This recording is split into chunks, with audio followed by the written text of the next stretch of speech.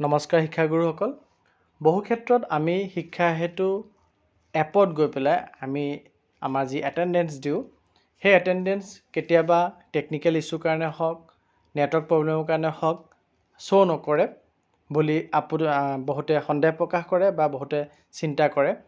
এই attendance show' কৰিছে নে নাই, আপোনাৰ তাত ব্লু টিক আহিছে কিন্তু সেই আহোঁতে পৰ্টেলত সেইটো শ্ব' হৈছে নে নাই সেইখিনি চাবলৈ বা আমাৰ মান্থলি ৰিপৰ্টটো গোটেই মাহটো আমি যদি আমাৰ প্ৰেজেণ্ট হৈছে নে এবচেণ্ট হৈছে, কোনোবা দিন আমাৰ টেকনিকেল কিবা প্ৰব্লেমৰ কাৰণে আমি এবচেণ্ট দেখুৱাই দিলে নেকি, আৰু যদি দেখুৱাই দিছে আমি সেই সম্পৰ্কে আমাৰ কনচাৰ্ণ ইমিডিয়েট ছুপিৰিয়ৰক অতি সোনকালে জনাব লাগে।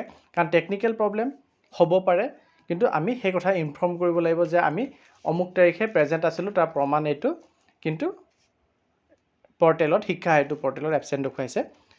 তেনেধৰণৰ পদক্ষেপসমূহ ল'বৰ কাৰণে আমি কিদৰে আমাৰ ডেইলি এটেণ্ডেঞ্চটো পৰ্টেলত শ্ব' হৈছে নে নাই, বা আমাৰ মান্থলি এটেণ্ডেঞ্চটো আমাৰ কিমান দিন এবচেণ্ট বা কিমান দিন প্ৰেজেণ্ট হৈছে দেখুৱাই আছে শিক্ষা হেতু পৰ্টেলত, সেইটো চাবৰ কাৰণে আপোনালোকে শিক্ষা হেতু এপত নহয়, শিক্ষা হেতু পৰ্টেলত ৱেবছাইটত গৈ পেলাই আপোনালোকে ক্ৰম ব্ৰাউজাৰ বা ফায়াৰফক্স ব্যৱহাৰ কৰি পেলাই আপোনালোকে লগ ইন কৰিব।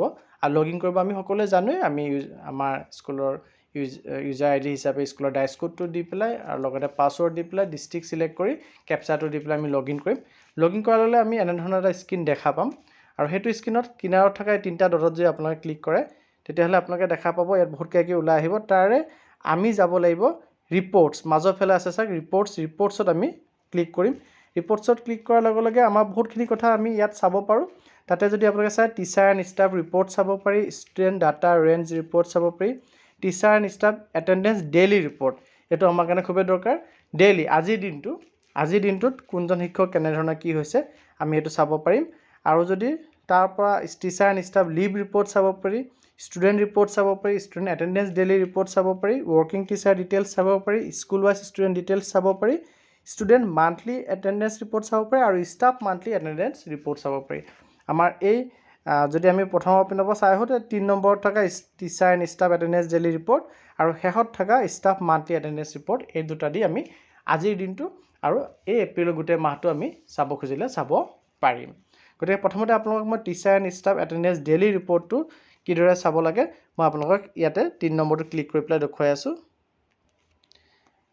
ইয়াতো আমি ক্লিক কৰিলে আমাৰ ষ্টাফৰ কোড আৰু ষ্টাফৰ নেমটো ওলাই আহিব। সেইখিনি মই লেফ্ট ছাইডে থাকি গৈছে, মই সেইখিনি শ্ব' কৰিব বিচৰা নাই। আৰু তাৰপিছত যে আপোনালোকে এনেকৈ টানি গৈ থাকে তেতিয়াহ'লে দেখা পাব কোনজন টিচাৰ আজিৰ দিনটোত প্ৰেজেণ্ট আছে, 6 এপ্ৰিলৰ আজিৰ তাৰিখ 6 এপ্ৰিলত প্ৰেজেণ্ট আছে, কোনজনে আদাৰ ডিউটিত আছে, গোটেইকেইজনে প্ৰেজেণ্ট আছে আৰু আদাৰ ডিউটিত আছে, আৰু কোনজন কোনটো সময়ত ইন টাইম দিছে সেইটো আমি স্ক্ৰীনত দেখা পাই আছোঁ। আউট টাইম ইন টাইম এটাই, মানে আমি এবাৰ দি আছোঁ, আউট টাইমটো যিহেতু দিয়া নাই। গতিকে এনেধৰণে আপোনালোকে ছেকেণ্ড টিচাৰজনক দেখি আছে OD, মানে তেখেত আদাৰ ডিউটিত আছে। গতিকে আজিৰ দিনটোৰ গোটেইকেইজন শিক্ষকৰে এটেণ্ডেঞ্চ পৰ্টেলত লোৱা হৈছে, আহিছে, শ্ব' হৈছে, আৰু তেওঁলোকৰ সময়টো শ্ব' হৈছে। গতিকে এইদৰে আমি আমাৰ শিক্ষকৰ ডেইলি এটেণ্ডেঞ্চটো আমি যিহেতু এপত দিওঁ, এপত দিয়াৰ পিছত পৰ্টেলত সেইটো ৰিফ্লেক্ট হৈছে নে নাই আমি চেক কৰিব পাৰিম। আৰু এইটো ডেইলিৰ কাৰণে আৰু মান্থলিৰ কাৰণে আমি আকৌ এবাৰ বেক কৰি যাব লাগিব। মই বেক হৈ পেলাই আকৌ ডেছবৰ্ডলৈ আহিলে আৰু আপোনালোকে যদি শেষৰটো চাই ৰঙা হৈ থকা আমি ৰিপৰ্টছৰ আণ্ডাৰত শেষত ষ্টাফ মান্থলি এটেণ্ডেঞ্চ ৰিপৰ্টটো আপোনালোকে ক্লিক কৰিলে আপোনালোকৰ আগত স্ক্ৰীনত এনেধৰণৰ এটা পেজ খোল খাই আহিব। ইয়াত প্ৰথম কলমটোতে ষ্টাফৰ নাম থাকিব, মই সেইটো আঁতৰাই লৈছোঁ। আৰু তাৰপিছত আপোনালোকে যদি চাই তেতিয়াহ'লে আপোনালোকৰ স্ক্ৰীনত আপোনালোকে এপ্ৰিল মাহটো চাব। গোটেই এপ্ৰিল মাহটো আপোনালোকে দেখা পাব। এপ্ৰিলৰ 1 তাৰিখ 2 তাৰিখ 3 তাৰিখ 4 তাৰিখ 5 তাৰিখ গোটেই প্ৰেজেণ্ট, মানে গোটেইকেইজন শিক্ষক এপ্ৰিল মাহটো প্ৰেজেণ্ট আছে। আপোনালোকে ফিল্টাৰত যদি যায় গৈ পেলাই ক্লিক কৰে তেতিয়াহ'লে আপোনালোকৰ স্ক্ৰীনত মাৰ্চ মাহটো ওলাই আহিব।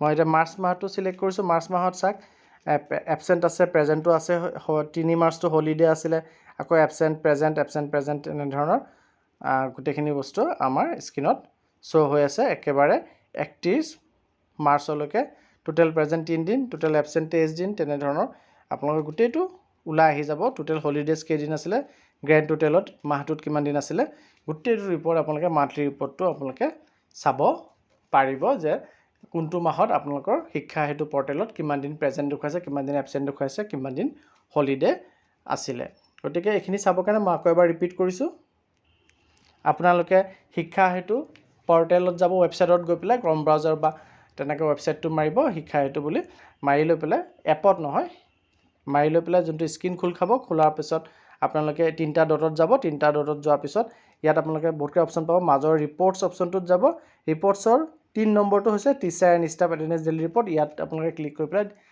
প্ৰত্যেক দিনাখনৰ ৰিপৰ্ট আজি 6 তাৰিখৰ ৰিপৰ্ট চাব পাৰিব যদি আপোনালোকে 5 তাৰিখটো ফিল্টাৰ কৰি পেলাই চইচ কৰে তেতিয়া 5 তাৰিখৰ ৰিপৰ্ট চাব পাৰিব আৰু এই ৰিপৰ্টছৰ আণ্ডাৰতে শেষত যোনটো আছে ষ্টাফ মান্থলি এটেণ্ডেঞ্চ ৰিপৰ্ট তাত আপোনালোকে ক্লিক কৰি পেলাই আপোনালোকে এপ্ৰিল মাহটো চিলেক্ট কৰিলে এপ্ৰিল মাহটো আপোনালোকে গোটেই মাহটোৰ কাৰণে চাব পাৰিব যদি আপোনালোকে মাৰ্চ মাহটো চিলেক্ট কৰে তেতিয়া আপোনালোকে গোটেই মাৰ্চ মাহৰ আপোনালোকৰ কিমান দিন প্ৰেজেণ্ট কোনজন শিক্ষক কিমান দিন এবচেণ্ট আৰু হলিডেজ কিমান দিন আছিলে টোটেল কিমান দিনৰ মাহ হয় গোটেইখিনি আপোনালোকে চাব পাৰিব আপোনালোকৰ এটেণ্ডেঞ্চটো কেনেদৰে এপত দিয়াৰ পিছত পৰ্টেলত ৰিফ্লেক্ট হৈ আছে মানে কিবা টেকনিকেল ইছ্যু কাৰণে ৰিফ্লেক্ট হোৱা নাই গোটেইখিনি কথা আপোনালোকে জানিব পাৰিব গতিকে এই ইনফৰমেশ্যনখিনি ইম্পৰ্টেণ্ট বুলি ভাবিলে কাইণ্ডলি লাইক এণ্ড শ্বেয়াৰ কৰিব আৰু চেনেলটি যদি এতিয়াও ছাবস্ক্ৰাইব কৰা নাই কাইণ্ডলি ছাবস্ক্ৰাইব কৰিব ধন্যবাদ